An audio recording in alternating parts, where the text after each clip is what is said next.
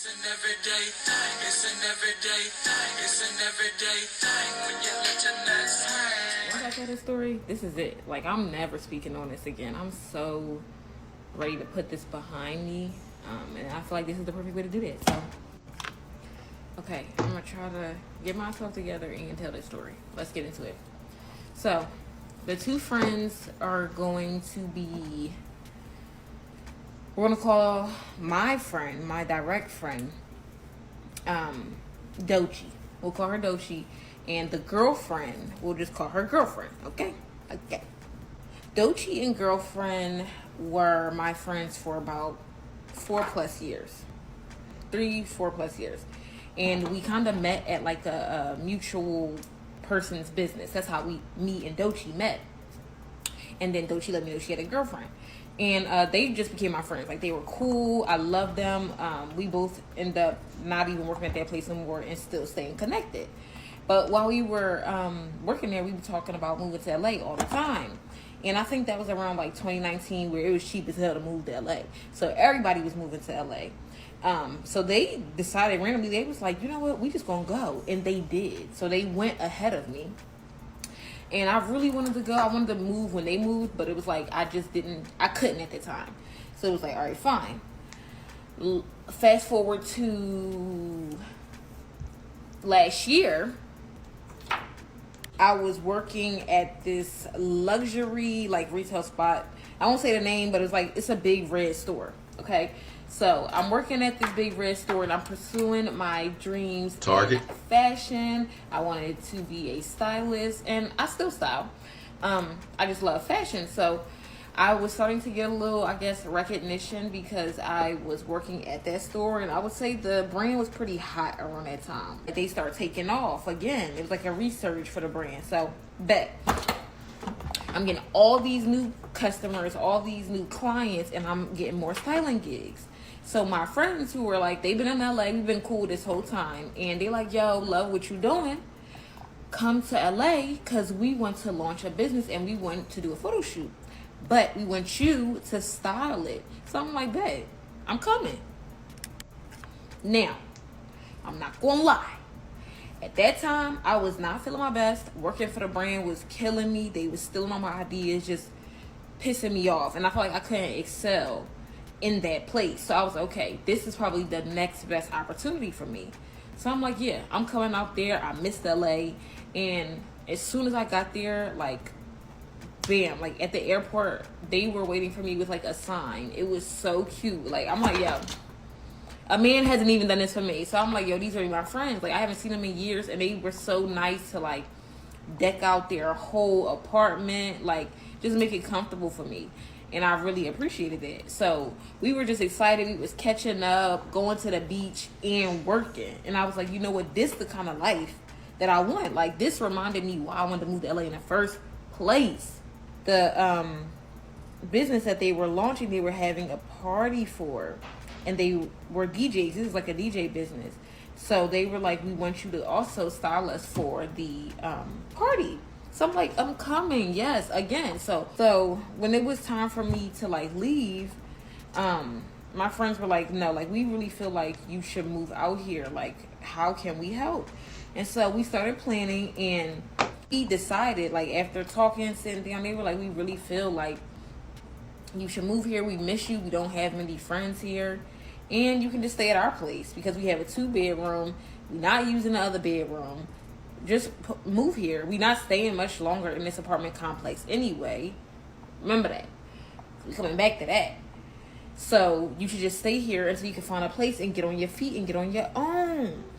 And so I was like, you know what? If I'm coming back there to style y'all for this brand opportunity, I need to make something shake. And so Dochi was like, when you come back next time, you staying for good. Okay, so now I'm back in Philly. I got that like battery in my back. And I'm like, yeah, I'm about to leave. I'm telling my job, my coworkers, like, yeah, I'm getting out of here. Like, I'm tired of working here. And I got something better on the way. So while I'm back in Philly, I'm trying to find a job in LA. I'm talking to my family. Like, I'm really trying to put this in motion. and I only have a certain amount of time before I have to get back and style them for the DJ party or whatever, right? They're hosting. So I end up accepting a job offer, but it fell through. They never contacted me back. And this happened right before I was about to go out there. So it's so much that can go wrong with that situation, but I already knew. I was like, I'm not worried about none of that. I'm going out there focused on me. I'm handling my business. I'm gonna find me a place to stay, and I'm gonna be up from under them before it can even get bad. You know what I'm saying? Before the friendship can even get ruined. By the time it was time to go back, y'all, I didn't have a job in LA yet. I didn't have a place in LA yet. And I didn't have my car. So I just was going out there to start a whole new life from scratch. And honestly, I never really looked at it as a red flag. Like, why would they want to help me move here so badly? I'm thinking my friends just miss me. They want me out here. They see I want to be out here. I'm working. I'm grinding. They working. They grinding. Like, why not? But I will say, my therapist did tell me, please make sure you're looking for the signs, because people can get jealous if you start coming into their little situation and having more emotion than them. Now, I'm back in LA, and I find out that for the hosting, they have invited more friends that are from our city, from Philly. So I'm thinking, oh, okay, cool. Like, this is going to be like a huge event. Like, this is crazy. It was just one person that ended up flying out. And so I was like, okay, but she was such a sweetheart. And I'm not going to lie, we ended up having so much fun. Like, love her. We're going to call her Tinkerbell. Tinkerbell was such a sweetheart. So we getting drinks, we going out, like we going to dinners. We were just having like a ball. And the same way they treated me with like such good hospitality, they did the same thing with Tinkerbell. But Tinkerbell had her own, not apartment, her own hotel, because she was just staying in town for this and then going back home. But for me, I was explaining to her, like, I'm actually going to be staying here. Like, I'm living here now. And we were like, oh my God, like, let's celebrate. So we was doing a lot of celebrating.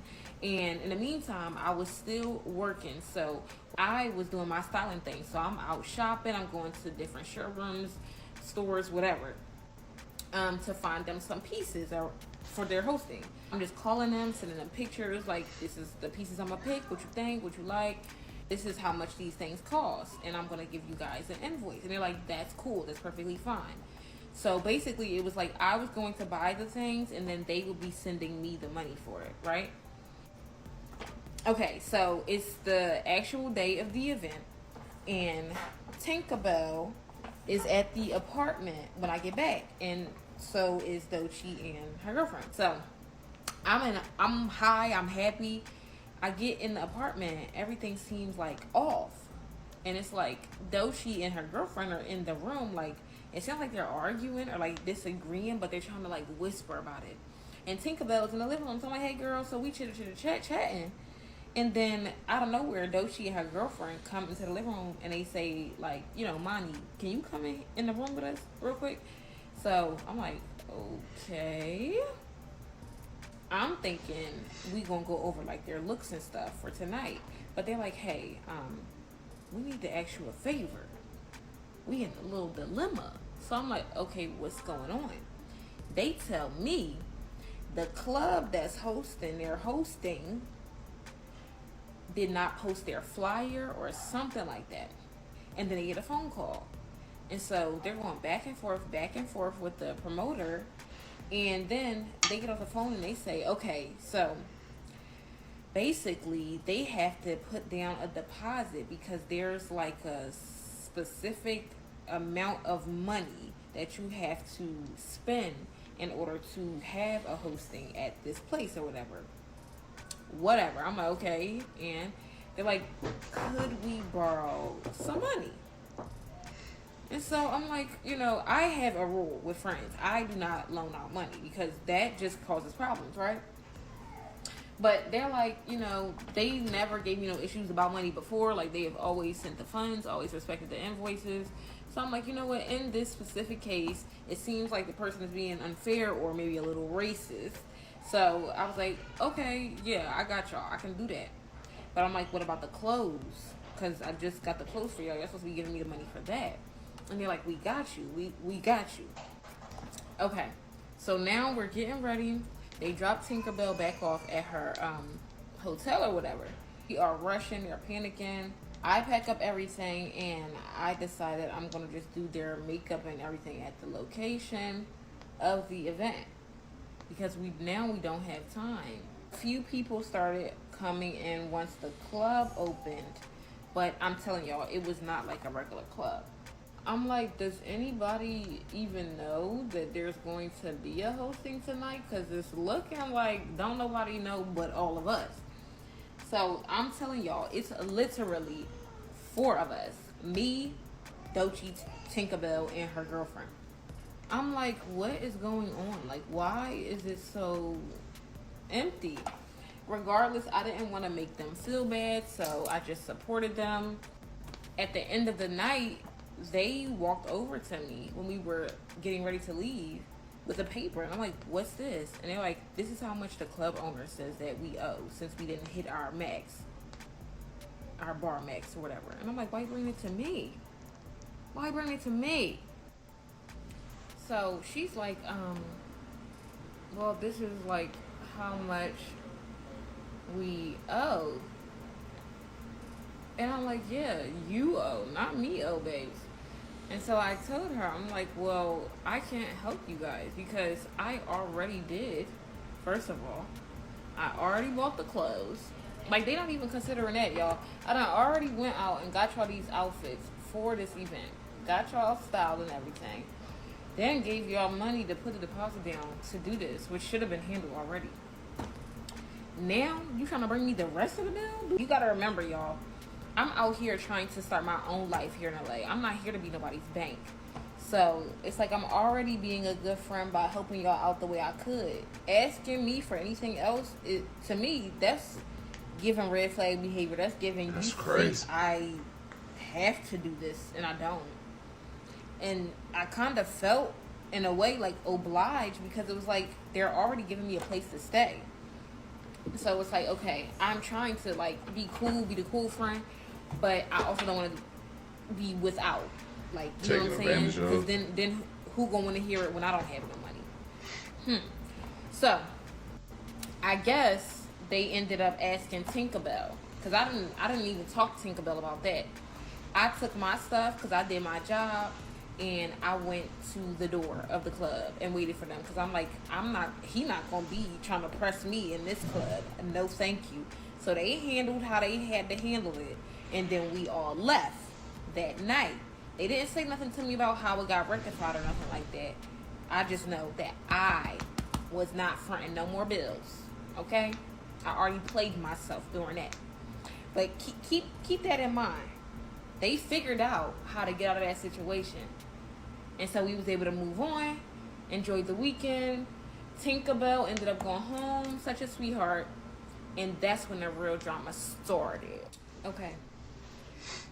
I think it was coming to like towards the end of the month now, and they were needing to pay their last month's rent. Now, they had already told me that they won some type of settlement to where they didn't have to pay any rent. They sued their apartment complex and they could stay there.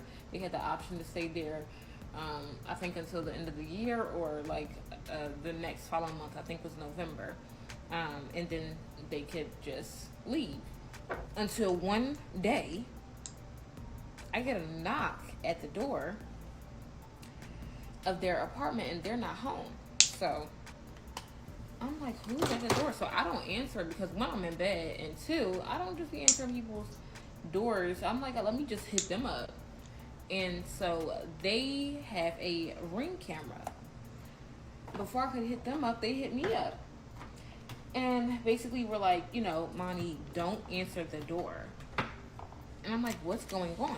So they start talking to him through the Ring camera. And when all this is going on, that's when I realized, like, oh no, there's something, like they're arguing with him.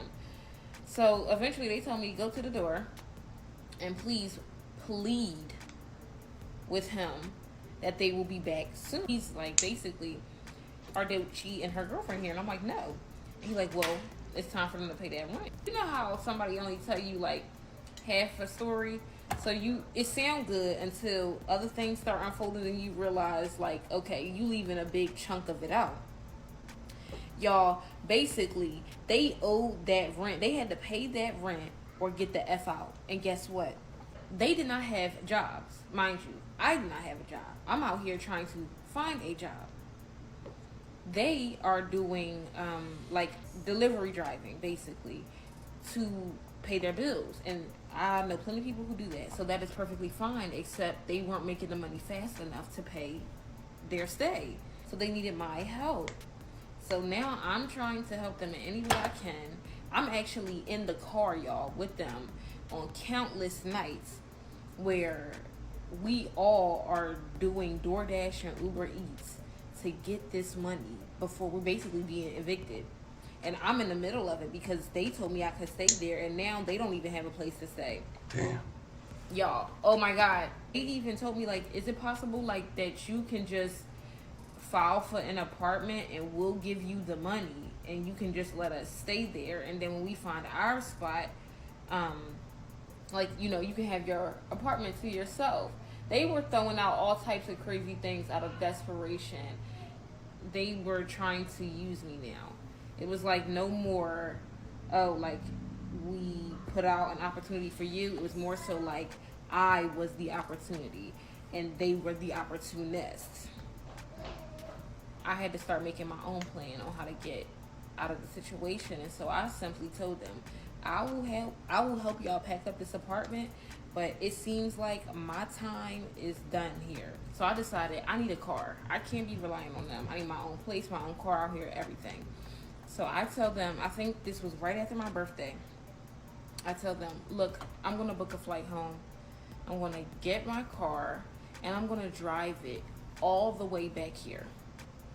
All the way back to LA. Philly to LA. And they were basically like looking at me like I was crazy, like I was giving up on them, like I was just leaving them stranded. But they weren't like saying that. They weren't vocalizing that. That came later on when they threw it in my face. They were like, okay, you know, I understand, you know, your grandma's dying, whatever.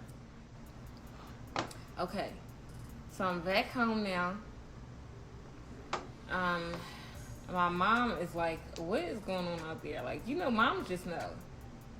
And so I tell her, like, you know, She a paint little roller bit of for the the situation. lips. She's like, okay, so what do you want to do? I want to live out there. I want to pursue my fashion career. So she's like, I'm going to help you. What kind of mom would I be if I didn't help you? She's like, I'm going to help you drive all the way to LA, but I want to meet these people. My mom is ride or die, y'all. My mom is ride or die. I had told them before I even drove back to Philly, I need my money. I need my money. And I need it now. When you give your friends money, why is it always a situation where they get mad at you when you ask for it back? But they kept it cute. They was like, yes, as soon as you get back, we will have all the money that we owe you. Bet. In 3 days. Oh, I didn't even tell y'all. On top of the situation with my family, I was rushing to get back to LA because I finally heard back from a job, and it was really like a dream job for me. And it was an opportunity to work at the hair salon / store. Now we staying in the Airbnb, y'all. My mama met them. She did not like them. And I'm not gonna lie, y'all, it was definitely giving weird. I took my mama to the airport the next day. So we're staying at the Airbnb, and I'm noticing more and more and more their energy is weird. When I come in the house, they're like, oh, hey. Like, we not speaking the way we used to. Like, and y'all know, for girls that know, when your friends start acting weird like that, their answers are really short. I'm asking, like, oh, how's this going? How's the business? How's this? Silent. And usually when somebody owe you money, they be silent, okay? Because they don't want to have to run into you and you ask them for the billionth time, do you have my money? And so I had a job now, and I was doing good. And I also had like a styling job too. And I was doing like a little internship. I was doing showrooms. Like, y'all, the part of the payoff part started happening for me, and that made me so happy because it was so much happening to me in my personal life. The fact that my friends were being weird, I felt like, why wouldn't y'all be happy for me? Because I want my money back? That's fucked. Fast forward now, it's Thanksgiving Day. And that's kind of why I wanted to tell this story. Because I'm like, it's almost been a year fully, y'all. It is Thanksgiving. And I'm like hitting them up. I'm like, y'all, when are we going to talk about this money situation? Because though she explained to me already that like money conversations make her feel uncomfortable, and to be honest, money conversations make me feel uncomfortable, which is why I don't give money to my friends. And I text her like, listen, we're all grown, we should all be able to have this conversation and put this behind us, and I feel like after this we should go our separate ways. But I needed my money so that I could go my separate way. I didn't have the finances yet because I just started working. Why did that turn into them blocking me, cutting off their location because we all shared locations, and I hadn't seen them at the apartment? So I asked them one day, I'm like, hey, the next day, I'm sorry, I asked them, like, did I offend y'all with what I said? And I felt like at that point, I had been more than patient. I had waited for my money. When they originally asked me for money, and I came out to do that second project for them, I think that was like September, October. We're in late November, about to be December. I'm not wrong for asking for my money back. That's when the argument started. We were cursing, screaming, all that, y'all. I never actually saw the girls again. Eventually, I had to run into them. We're all staying at the Airbnb together, right? They come in one day, and I just addressed them. I'm like, hey, like, what's going on? Immediately, they're like, we don't want to talk to you. And it's really not even Dochi. It's the girlfriend. She's like, we don't want to talk to you. I'm like, excuse me? She's like, we don't have nothing to say to you. I'm like, you don't have to want to talk to me, but I'm going to talk. I have been more than patient about the money. And they are going into a full-fledged please now. The girlfriend is like raising her voice, and I shouldn't even be speaking to me in that time when you know you owe me. And I haven't done nothing to you but respect you. And then Dochi, my friend, she sits on the bed, y'all, and bursts into tears. You crying? For what? This is the excuse they gave me. We're so tired. You know we've been working for the money. I just told you we would pay you back. No, you told me you would pay me back when I got back. So she's crying. Her girlfriend's yelling like, don't pay no attention to her, babe. Get in the shower, get your stuff, like, just ignore her. I'm like, y'all are not, I told them, I said, y'all are not gonna manipulate me. I said, y'all must have always had bad intentions, because I never did nothing to y'all for y'all to treat me like this. And their excuse was, the text message I sent offended her, and I can't tell Dochi how to feel. Dochi felt attacked because I said we are all grown and should be able to talk about money. And I was like, are y'all good? Are y'all really good? Because no. So they're like, we're going to get you your money. We're going to get you your money. I said, by this date. I wake up the next morning and nothing is there. Not a belonging, not a nothing. All their belongings and them are gone. But I know y'all like, okay, at what point did you get shot at? Because we are only at the point where my friends ran off with my money. Okay, y'all, the clip of me explaining the Pew Pew story got deleted, so like now we really on FaceTime. I remember I was telling y'all I had an internship, like interning at a fashion magazine. If not, I cut that part out. I'm a yapper, clearly. I get to the photo shoot. So I'm the styling assistant on set. So I'm basically like pulling the pieces that we are going to use for each look, going over it with the team. They're getting glam. Okay, so now we're pretty much through the shoot. We're towards the end of the shoot, and we decided we're going to do a scene outside. As we're transitioning outside, my homegirl that put me onto the job, she's the hairstylist on the set. So she's like, look, I gotta go because I got my daughter with me. And she was like, don't stay out here too long because I ain't gonna lie, Melrose get crazy at night. If you ever been to LA and you know about Melrose, then you know like Melrose is like the touristy area kinda where it's like a strip of shops We about to wrap up the shoot. We're outside shooting, and as we're like going over the photos, everybody's sitting around like, oh, that's hard, that's hard. This drunk person comes onto the set, and it's a guy, and like he seems to know one of the people, but they kind of like shooing him a little bit, like they acting like they don't really know him like that. We take the model back into the storefront, and people are in and out, so they're not keeping the door closed. So we have the person off to the side, and like we're taking their hair down and like changing them out of their clothes. This guy gets in, and he's trying to talk to the artist, and we're like, yo, you can't talk to the artist right now, like we're about to get them changed and stuff, like give them a minute. And he's not comprehending because he's like sloppy drunk. The owners is like, yo, like you gotta go. The owners is trying to tell him like, yo, bro, this a closed set, like you can't even be in here for real, like you gotta go. And he like, no, I'm just trying to rap with him or whatever. And he started getting a little irritated, so they kind of like both grab him, but they don't pick him up. They kind of like shove him a little bit out the door. It's been like 25, maybe 30 minutes. The artist just left, and now the creatives is just like cleaning up and like networking. There's a glass window in the front.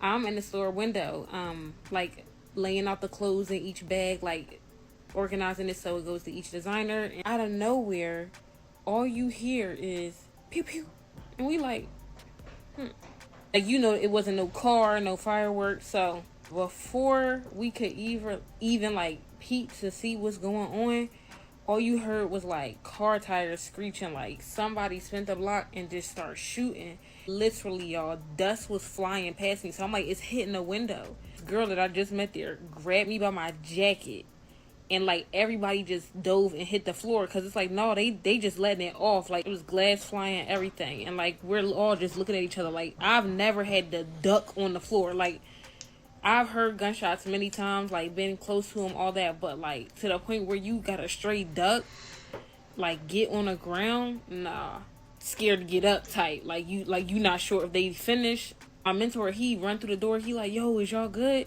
We like, is y'all good? Like y'all was the one standing outside, like is everybody good? But it ended up being nobody got hit. The store owners didn't even know this happened. They in the back, they like, yo, what? They come running out, what happened? It's like, yo, we just got shot at. Like I had saw this post, right? It says sometimes a city can have energy and it can tell you if you're welcomed or not. And I really felt like everything that had happened to me in LA, I'm like, yo, I'm probably not welcomed in this city. Like, all that being said, this is obviously a story about what not to do. Situations vary, but I'm telling y'all, like, don't live with your friends if you can help it. I swear. Don't get money involved with your friends. It's always going to tear up the relationship, no matter what. It's always going to go left. No, I don't know if it was the guy that got escorted, shot. I don't know if it was the girls who was shooting. I don't know. I just think it's less important to know who was shooting or who they were looking for, and more important to know I took my ass on. What it do, everyday people, man? It's your boy PJ. Today we back with another lit video. We back in the confessional, and yes, we staying lit, big dog, man. Shout out to my everyday people who rock with me every day. Shout out to my homeboy Lucky Wheels and DLC keeps it lit. Make sure you guys like, comment, and subscribe to this video. Let me know what y'all think about it in the comment section. Make sure y'all hit the links down below. We got HiveMindLabs.com. We got Opulence Scents. Okay, use the discount code everydaypj at checkout. Okay. Yes, let's get into it, big dog. Now, y'all know it's coming. Is this the wig y'all want? Okay. Because if you got to comb this sucker about as many times as she combed and played with this thing, I don't think y'all want this one. This is one of them $100 wigs y'all be mad about. Lord have mercy. Look at the bangs on that thing, okay? Anyway, it make her forehead look like the iPhone, okay? Look at the iPhone. You know how I got that little thing right there? That's what her forehead look like, okay?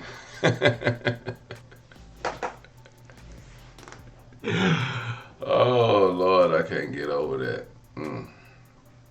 But anyway, she got a set of lips on her.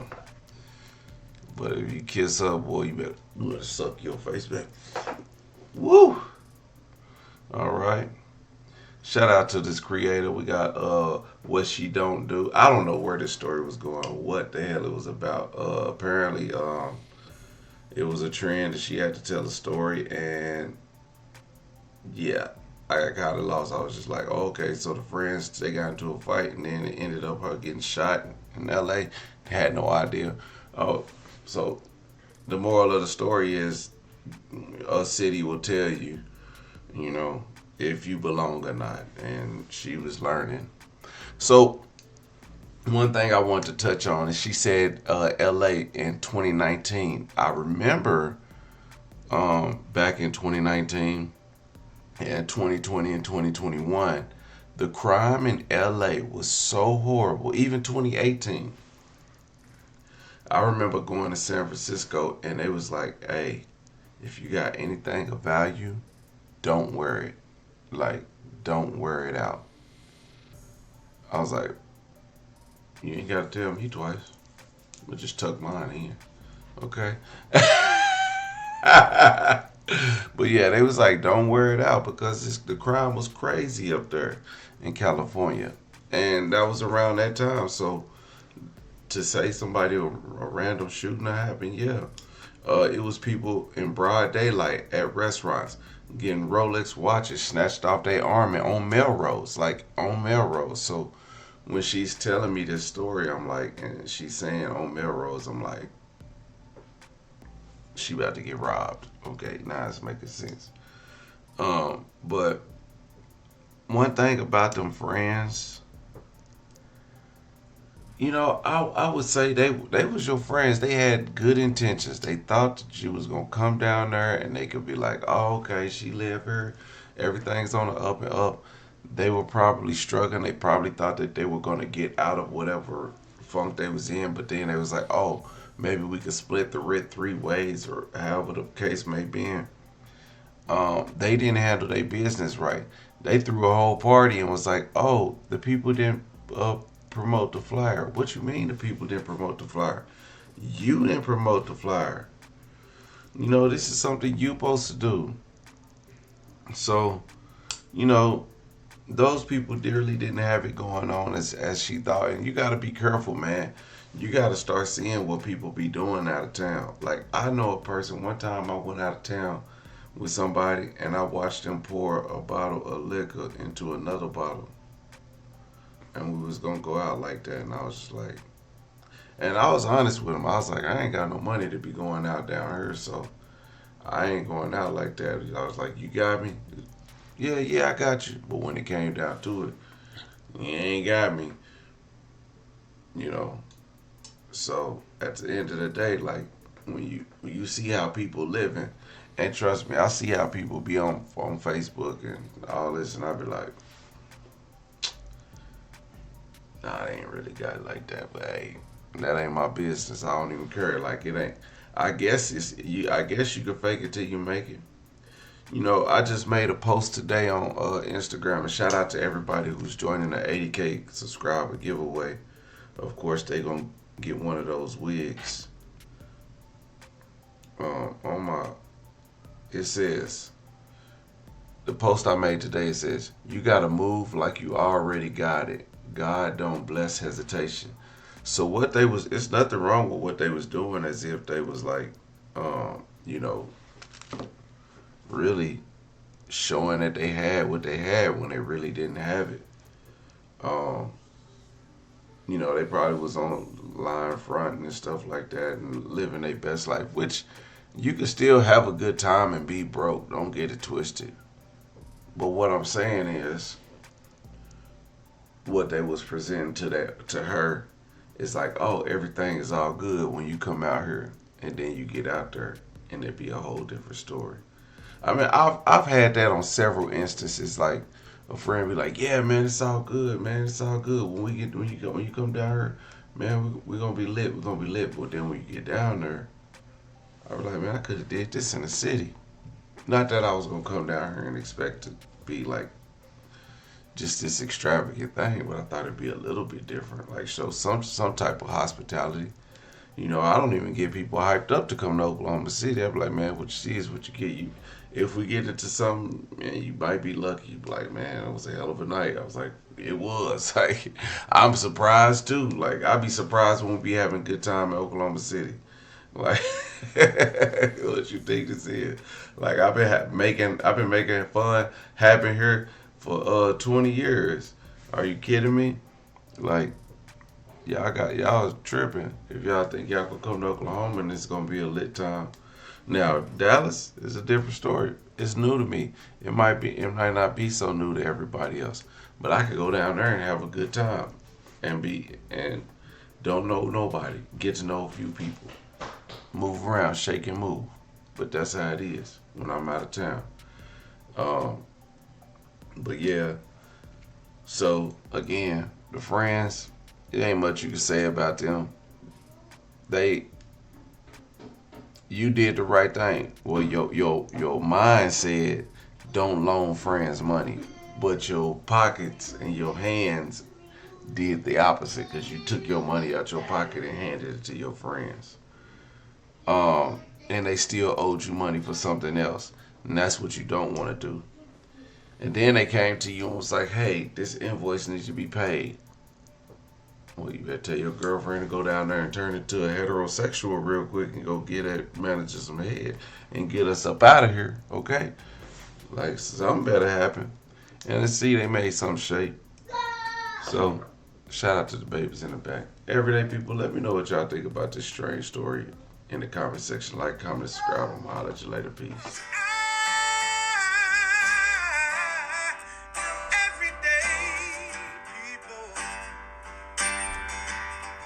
Day and night. For some women, it can start working in as quick as 1 week.